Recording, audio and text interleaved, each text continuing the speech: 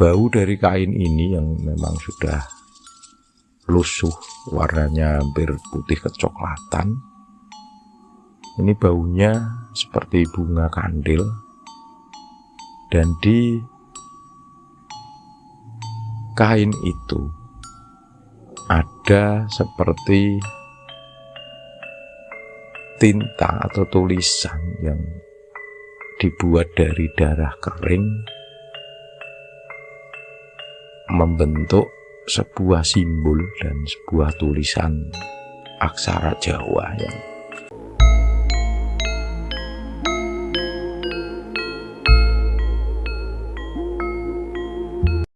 Assalamualaikum warahmatullahi wabarakatuh. Selamat datang teman-teman semua di channel Kisah Mistis kita. Sebelumnya mohon dukungan dengan like, komen, share ataupun subscribe-nya untuk berkembangnya channel ini dan bisa lebih banyak lagi membawakan cerita-cerita mistis yang bisa menemani dan menghibur teman-teman semua. Kali ini saya akan membawakan sebuah kisah dari Mas Kosim yang ada di Pati, Kabupaten Pati, Jawa Tengah, di mana hobi Mas Kosim ini adalah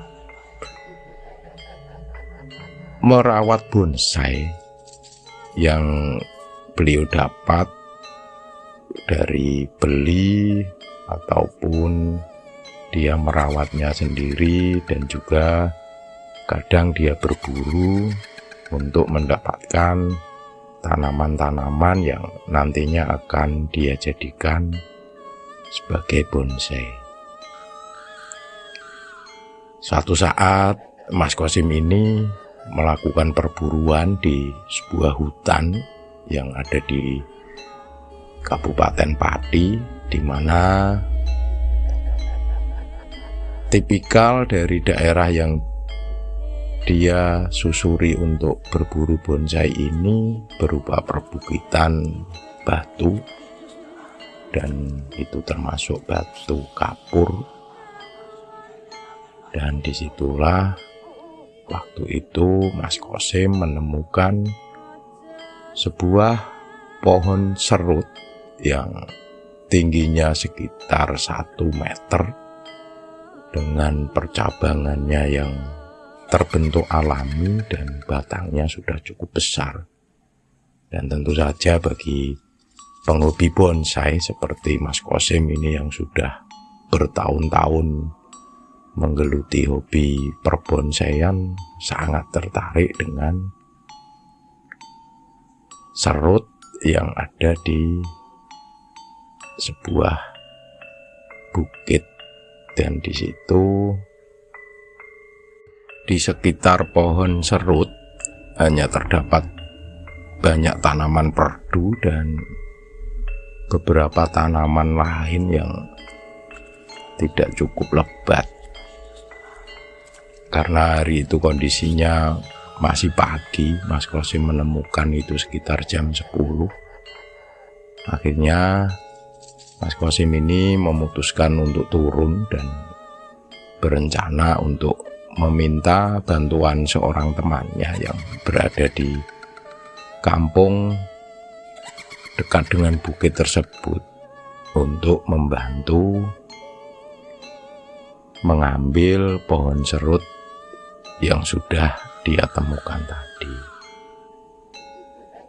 Kemudian setelah dia menemui temannya tadi, kebetulan temannya itu ada di rumah, dia mengatakan maksud dan tujuannya, dan dari teman ini ada sebuah keterangan bahwa serut yang dilihat Mas Kosim ini sebenarnya sudah beberapa kali akan diambil oleh orang di luar desa. Dan kenapa orang di desa itu tidak mengambil sebagai bahan bonsai? Karena di situ diketahui oleh warga dari cerita dan beberapa kesaksian warga lain, pohon serut yang diameter batangnya sekitar 40 cm dengan ketinggian 1 meter itu sudah dari zaman temannya itu kecil, sekitar 30 tahun yang lalu, pohon serut itu tidak pernah tumbuh tinggi karena pohon serut itu pernah dipakai atau digunakan oleh seseorang yang pernah memelihara kuntilanak, dan karena dia ingin memutus perjanjian dengan kuntilanak itu dan tidak mau memeliharanya lagi, akhirnya oleh warga yang memelihara, yang dulu punya usaha penggilingan gabah dan jual beli beras, memutuskan untuk memindahkan kuntilanak yang dia pelihara ini ke pohon serut yang waktu itu di tahun 30 tahun sebelum itu juga kondisinya, tingginya pohon dan besarnya hampir sama. Jadi dari keanehan itu dan dari cerita warga dan menyaksikan langsung, memang pohon serut itu berpenghuni perempuan yang menurut warga sebagai sosok kuntilanak bekas peliharaan juragan beras tadi. Dan di sini Mas Qasim tidak menghiraukan apa yang diceritakan oleh temannya tadi, karena dia berpikir bahwa dia sudah terlanjur senang dengan calon bonsai yang dia lihat di bukit tadi. Selanjutnya dengan temannya tadi, setengah dipaksa, akhirnya temannya mungkin karena sungkan atau seperti apa, akhirnya Mas Qasim dan temannya ini tadi kembali lagi ke lokasi pohon serut yang rencananya akan dicabut dan dipindah ke rumah Mas Qasim sebagai bonsai. Sesampainya di lokasi bukit itu, Mas Qasim dan temannya menggali tanah dengan secara teknis. Mungkin teman-teman yang paham tentang perbonsaian pasti juga mengetahui cara-caranya agar pohon bonsai ini ketika dipindah dia tidak mati.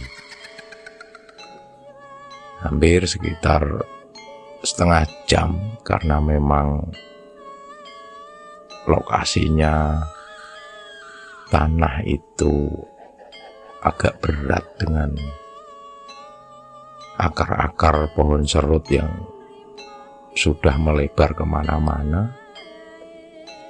Sampailah di setengah jam itu di titik di mana mereka berdua menggali ke dalam di pokok akar pohon serut itu. Mereka menemukan peralatan perempuan seperti make up, bedak, lipstik, sisir, bahkan di situ juga ada cermin kecil yang berada di bawah akar pohon serut. Dan ini menurut teman Mas Qasim membuktikan bahwa serut ini memang dipakai sebagai rumah kuntilanak yang pernah dipelihara oleh juragan desa di kampung temannya ini. Tapi lagi-lagi Mas Qasim ini dengan logika dan dengan pemikiran lain, dengan membenarkan pemikirannya sendiri untuk meyakinkan temannya agar tetap mau membantu memindahkan pohon serut itu. Akhirnya peralatan kosmetik yang ditemukan tadi, dan Mas Qasim ini memberikan keterangan kepada temannya bahwa ini kemungkinan hanya orang iseng atau ditanam di bawah pohon serut karena memang sudah tidak dipakai. Akhirnya proses itu dilanjutkan dan selesailah sekitar 1,5 jam sebelum zuhur. Proses pemindahan selesai dan pohon serut itu dibawa ke rumah temannya dulu, karena rencananya waktu itu Mas Qasim akan melakukan perjalanan pulang. Rumah temannya ini atau lokasi bukit di kampung temannya ini dengan rumah Mas Qasim hanya berjarak sekitar 8 km, jadi tidak terlalu jauh. Sampailah Mas Qasim itu di rumah temannya dengan membawa pohon serut yang nantinya akan dijadikan bonsai, dan tadi untuk peralatan kosmetik yang dia dapat, sisir dan lain sebagainya, termasuk cermin, itu dia tanam kembali di bekas pohon serut itu tumbuh.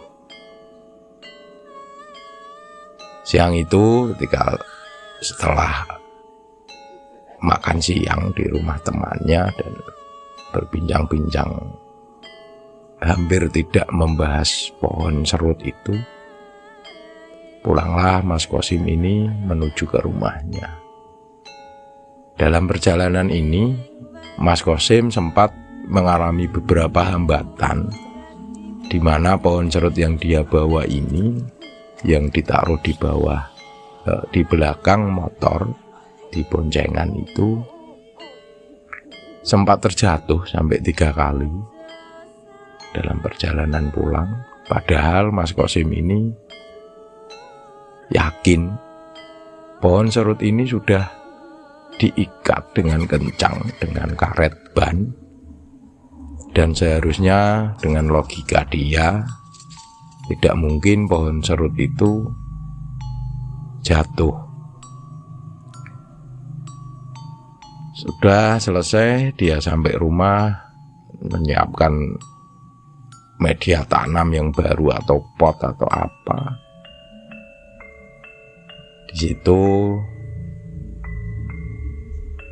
Mas Qasim mulai merapikan pohon-pohon, batang-batang atau percabangan pohon serut itu yang nantinya akan dibentuk lebih bagus lagi, menyesuaikan dengan kondisi bonsai yang akan dia buat dari pohon serut. Sampai ketika dia memotong percabangan pohon serut itu, dia di sela-sela pohon batang pohon yang agak besar itu, karena ada percabangan yang agak berlubang di dalamnya, ketika dia mencuci, menyemprotnya dengan air, di situ di lubang batang dia melihat sebuah kain berwarna putih yang ukurannya tidak panjang. Waktu itu kain putih itu posisinya dilipat kecil, dan karena penasaran Mas Qasim ini mengambil kain itu kemudian membukanya. Bau dari kain ini yang memang sudah lusuh, warnanya hampir putih kecoklatan. Ini baunya seperti bunga kandil, dan di kain itu ada seperti tinta atau tulisan yang dibuat dari darah kering, membentuk sebuah simbol dan sebuah tulisan aksara Jawa yang Mas Qasim sendiri tidak bisa membacanya. Lalu kemudian Mas Qasim ini dengan acuh tak acuh dia membuang kain itu. Dia melanjutkan pekerjaannya tadi untuk membersihkan dan lain sebagainya sampai penanaman pohon serut itu selesai hampir maghrib.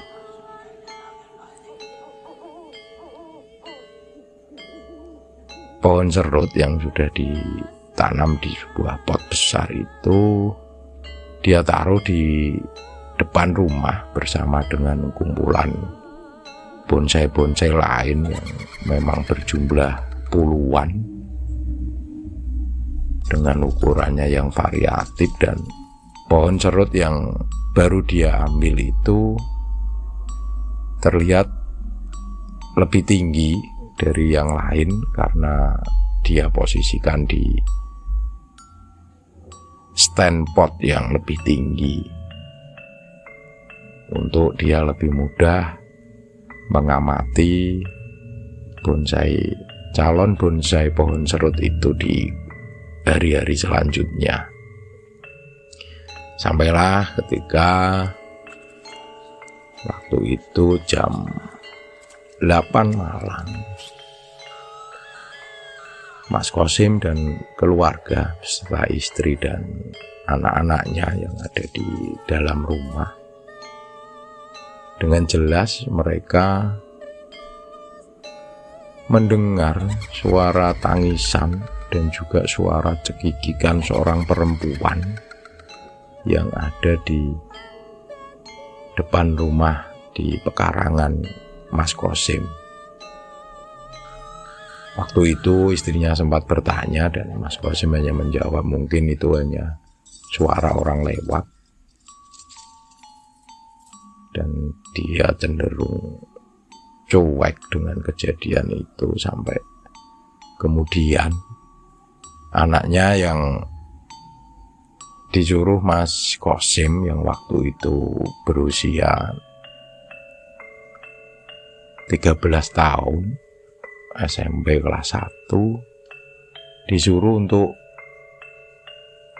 menutup korden yang ada di ruang tamu, karena waktu itu mereka juga mau istirahat. Dan sampailah anaknya itu menjerit seperti orang ketakutan, dan Mas Qasim dari dalam, dari ruang tengah, sambil setengah berteriak menanyakan kepada anaknya, dan anaknya yang tadi di ruang tamu masuk ke dalam sambil berteriak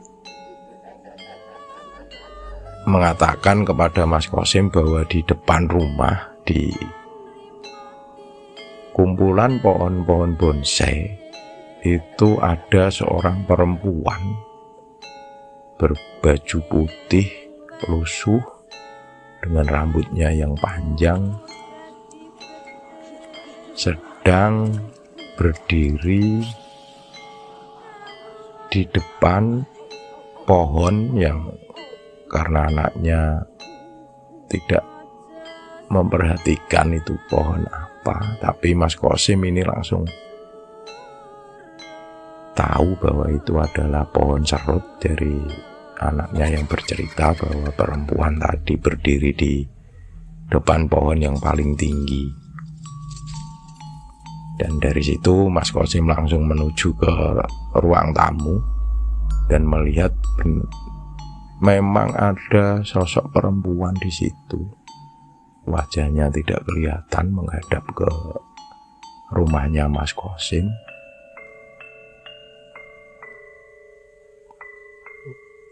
Karena Mas Qasim itu orang yang ya cenderung dia tidak takut dengan hal-hal seperti itu. Akhirnya dia memutuskan untuk keluar untuk mendekati sosok perempuan yang tadi dilihat dia dan anaknya, sampai kemudian dia mendekati ke arah perempuan tadi. Dan waktu itu Mas Qasim mencium aroma yang bercampur-campur, cenderung ke apek, pesing, busuk, dan lain sebagainya. Dan dari itu Mas Qasim lalu mendekati perempuan tersebut, dan di situ terjadi komunikasi. Dan memang dari komunikasi itu sosok perempuan tadi meminta untuk dipulangkan ke rumahnya. Ya, dalam hal ini Mas Qasim sendiri juga bingung, tidak tahu harus bagaimana, sampai akhirnya dia memutuskan daripada terjadi teror yang lebih berat lagi, atau teror untuk keluarganya, dan perhitungan dia itu untuk keselamatan juga, karena dia sudah meyakini sosok perempuan tadi yang biasa kita kenal sebagai kuntilanak ini pernah menjadi peliharaan seseorang. Jadi pemikiran dia tentunya ini adalah sosok yang jahat dan cenderung akan mengganggu. Sampai kemudian Mas Qasim ini masuk, entah dengan perempuan tadi terjadi kesepakatan seperti apa malam itu. Mas Qasim tidak menjelaskan lebih detail. Dia masuk lalu menceritakan kepada istri dan anaknya, dan malam itu anak-anaknya dan istri beserta Mas Qasim memutuskan untuk tidur di satu kamar. Mas Qasim ini sudah memberikan solusi, artinya punya solusi untuk mengatasi ketakutan istri dan anak-anaknya. Dan malam itu sampai pagi harinya memang terjadi teror, tapi itu hanya di pekarangan rumah tempat bonsai Mas Qasim itu dirawat. Suara tangisan atau kadang suara tertawa cekikikan.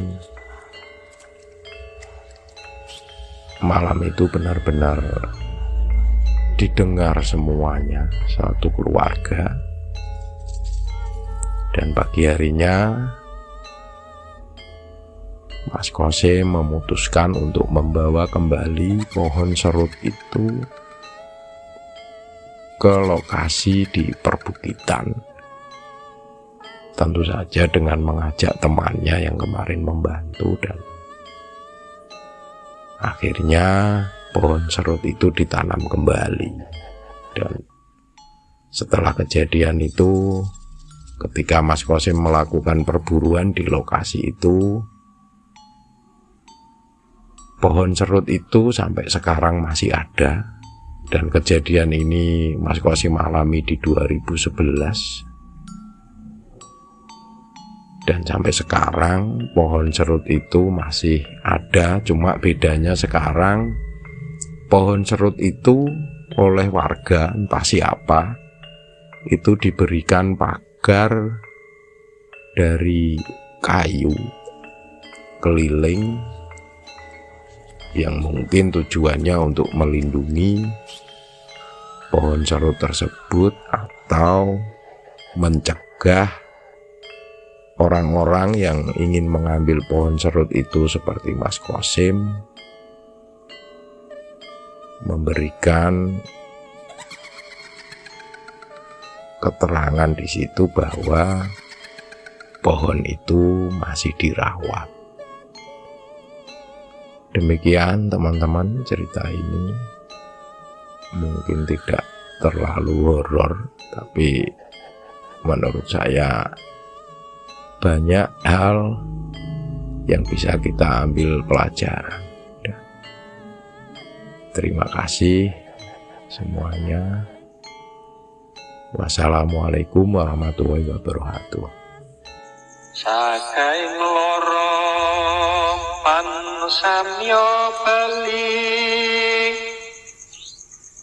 sakeh ngomo pan sami mirudo,